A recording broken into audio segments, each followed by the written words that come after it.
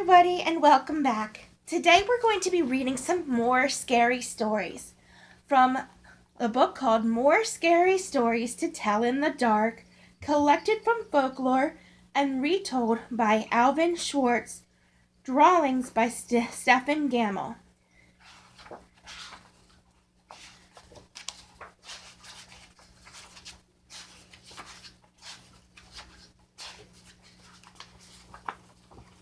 Hoo-has. These scary stories will take you on a strange and fearsome journey, where darkness or fog or mist, or the sound of a person screaming, or a dog howling, turns ordinary places into nightmarish places, where nothing is what you expect. People have been telling scary stories for as long as anyone knows. From the first, they were tales of supernatural creatures that people feared would harm them. Boogeyman, monsters, demons, ghosts, and evil spirits lurking in the dark, waiting for a chance to strike. We still tell stories about creatures we fear, but not all of them are about boogeymen and demons. Quite a few are about living people. You'll meet some of them, a fat and jolly butcher, a friendly girl who plays a drum, a neighbor, and others who at best are not to be trusted. Scary stories of this kind often have a serious purpose. They may warn young people of dangers that await them when they are set out in the world on their own. But for the most part, we tell scary stories to have fun. We turn out the lights, or we leave just a candle burning. Then we sit close together and tell the scariest stories we know. Often these include some that have been passed down over hundreds of years. If a story is scary enough, your flesh begins to creep. You get a shivery, shaky, screaming feeling. You imagine hearing and seeing things. You hold your breath as you wait to learn how it all ends. If something startling happens, everyone gasps, or jumps, or screams. Some people call those shivery, shaky, screaming feelings the heebie-jeebies, or the screaming memes. The poet T.S. Eliot called them the hoo-has. You better read the stories in the book while you are still feeling brave and before it gets dark. Then when the moon is up, tell them to your friends and relatives. You'll probably give them the hoo-has, but they'll have fun, and so will you. Alright, so we read the first 4 stories, so now we're going to start on sounds. Here's the picture.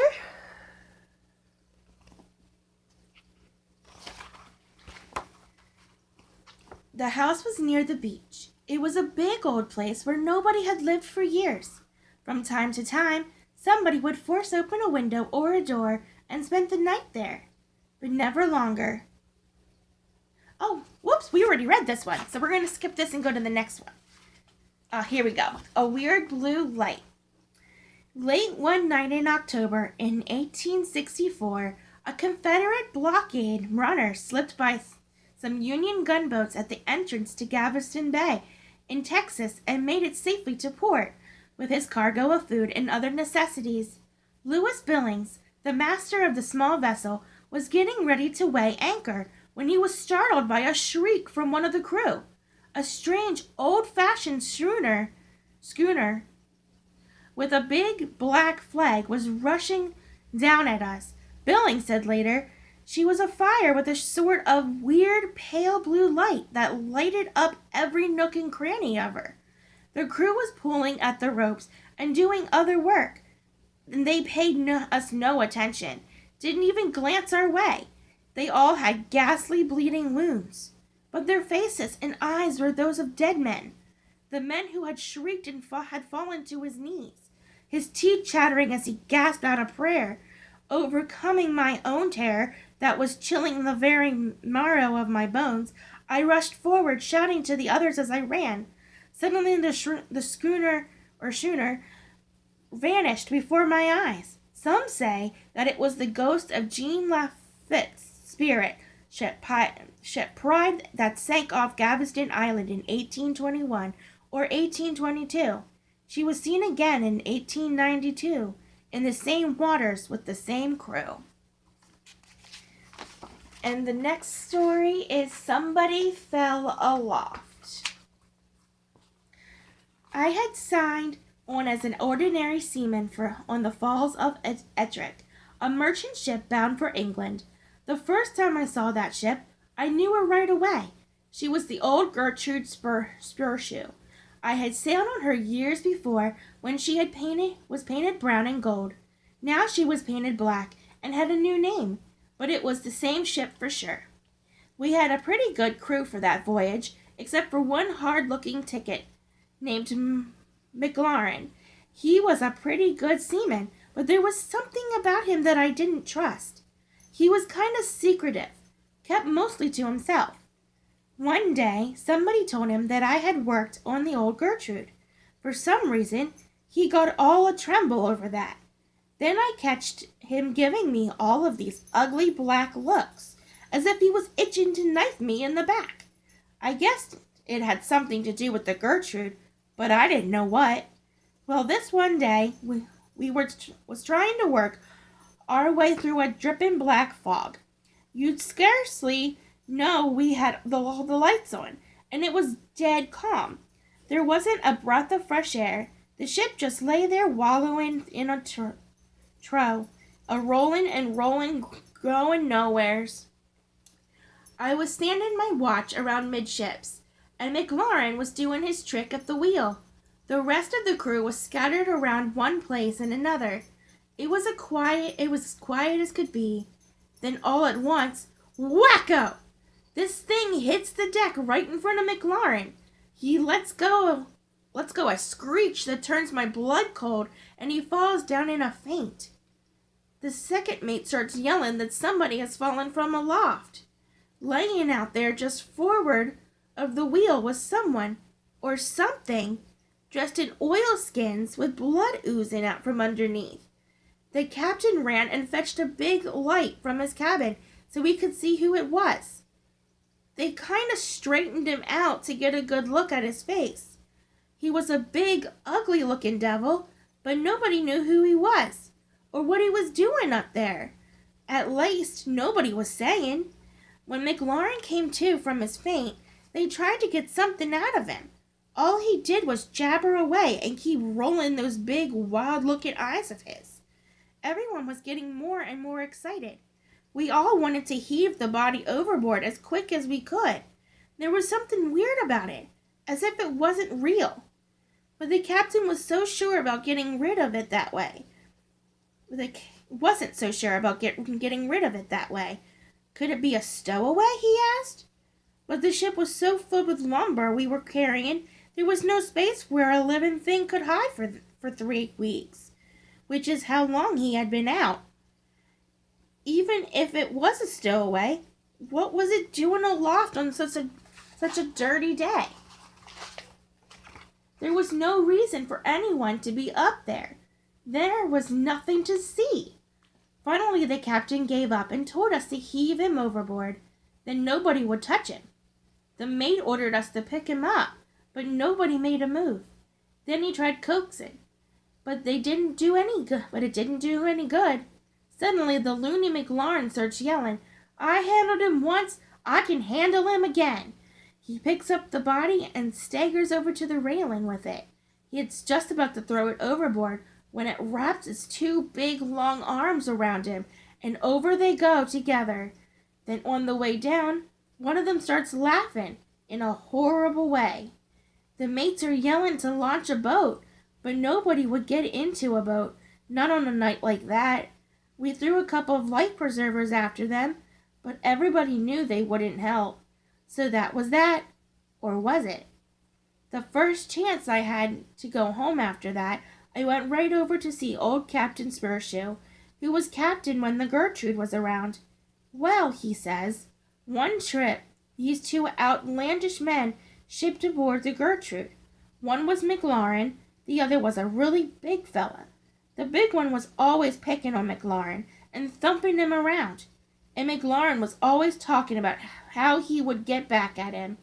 Well, this wet, dirty night, the 2 of them was up there alone, and the big one came flying down, killed himself deader than a herring.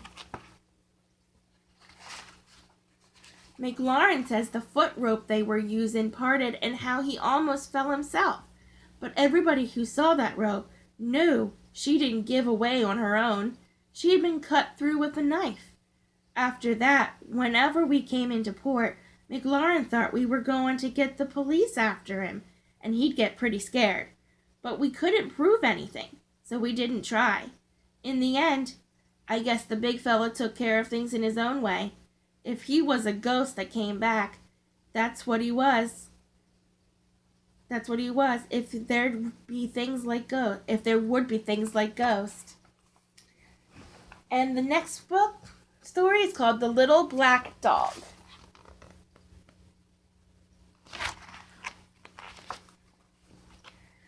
Billy Mansfield said that a little black dog followed him wherever he went, but he was the only one who saw it, so people thought he was kind of crazy. To drive the dog away, Billy was always hollering at it, throwing rocks at it, but the dog always came back. The first time Billy saw that dog was the day he fought Silas Burton. Billy was just a young man then, but the Burtons in Billy's family had been feuding for years. When Billy saw Silas riding toward him, he went for his gun, and Burton went for his. But Billy fired first. He hit Burton in the back, knocking him from his horse. Burton's horse ran off, and his gun flew where he couldn't reach it. He lay on the ground, pleading with Billy not to kill him. But Billy killed him anyway. Burton's little black dog was with him. When he was shot, the dog kept licking Burton's face and barking and snarling at Billy. In his anger, Billy kicked the dog too. There wasn't much law enforcement in those days, so Billy wasn't arrested. But at that night, he heard Burton's dog outside his cabin, scratching on his door and barking to be let in. "I'm imagining this," Billy said to himself. "I shot that dog. It's dead." But the next morning, Billy saw the dog. It was waiting for him outside. From then on, there was not a day when he didn't see it, and there wasn't a night when he didn't hear it scratching on his door, barking to be let in. From then on, Billy was always finding black dog hairs on the sofa, on the floor, in his bed, even in his food. And the house and the yard stank of dog. That's what Billy said. Whenever somebody told him there wasn't any dog to see, he'd say, "Maybe you don't see it, but I do. And I'm not any crazier than you are." Things went on like that for many years. Then one morning in the middle of the winter, the neighbors didn't see any smoke coming out of Billy's chimney. When they went over to check, Billy wasn't there. A day or so later, they found his body laying in the snow in a field back of his cabin. Billy had plenty of enemies, and at first it seemed like somebody might have killed him. But there wasn't a mark on his body, and there weren't any footprints there, except for Billy's. The doctor said Billy probably died of old age, but there was something odd about his death. When the neighbors found Billy, there were black dog hairs on his clothes. There were even a few on his face. It smelled like a dog had been out there. Yet no one had seen a dog anywhere. And the last story we're going to read today is called Clinkety Clank. An old lady got sick and died. She had no family and no close friends, so the neighbors got a gravedigger to dig a grave for her. And they had a coffin. Rascal, Rocky, shh. And they had a coffin made,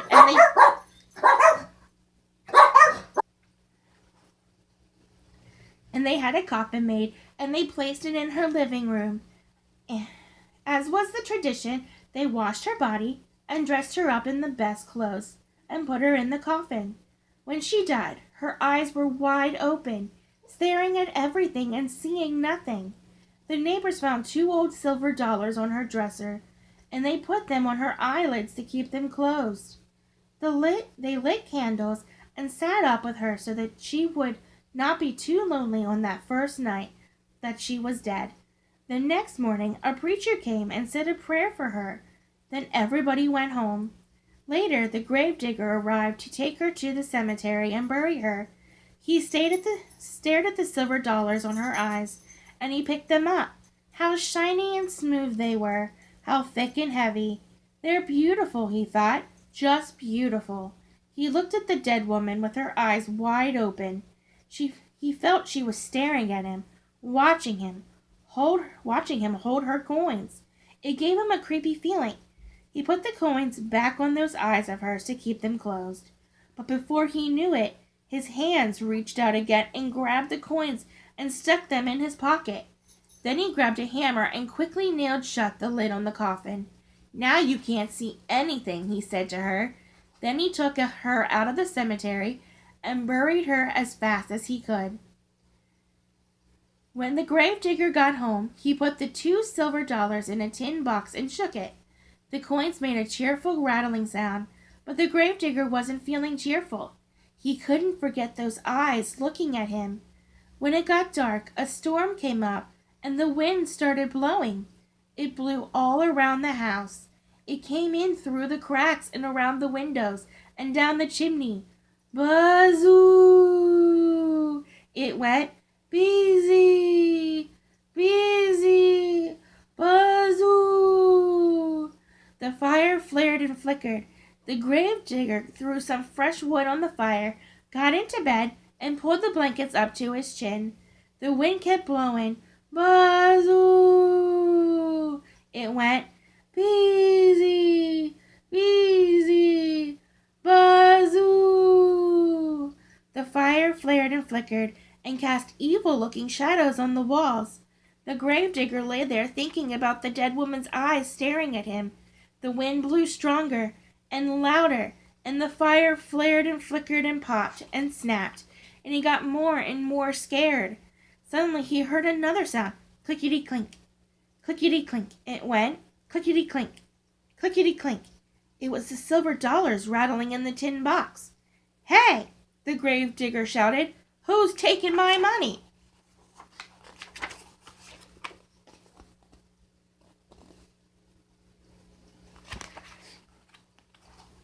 But all he heard was the wind blowing. Busy! Busy! Bazoo! And the flames flaring and flickering and snapping and popping, and the coins going clickety-clink, clickety-clink. He leaped out of bed and chained up the door. Then he hurried back, but his head had barely touched the pillow when he heard clickety-clink, clickety-clink. Then he heard something way off in the distance. It was a voice crying, "Where is my money? Who's got my money? Who? Who?" And the wind blew. Busy! Busy! Bazoo! And the fire flared and flickered and snapped and popped, and the money went clickety-clink, clickety-clink. The gravedigger was really scared. He got out of bed again and piled all the furniture against the door, and he put a heavy iron skillet over the tin box. Then he jumped back into bed and covered his head with the blankets. But the money rattled louder than ever, and way off a voice cried, "Give me my money! Who's got my money? Who? Who?" And the wind blew, and the fire flared and flickered and snapped and popped, and the gravedigger shivered and shook and cried, "Oh, Lordy, Lordy!" Suddenly the front door flew open, and in walked the ghost of the dead woman, with her eyes wide open, staring at everything and seeing nothing, and the wind blew. Busy! Busy! Bazoo! And the money went clickety-clink, clinkety-clink, and the fire flared and flickered and snapped and popped, and the ghost of the dead woman cried, "Oh, where is my money? Who's got my money? Who? Who?" And the gravedigger moaned, "Oh, Lordy, Lordy!" The ghost could hear her money going clickety-clink, clinkety-clink in the tin box, but her dead eyes couldn't see the box. So she reached out with her arms and tried to find it. Okay, and that's the end of the story. So I hope you enjoyed this. If you did, make sure you give it a big thumbs up and like and subscribe, and I'll see you again next time. Bye!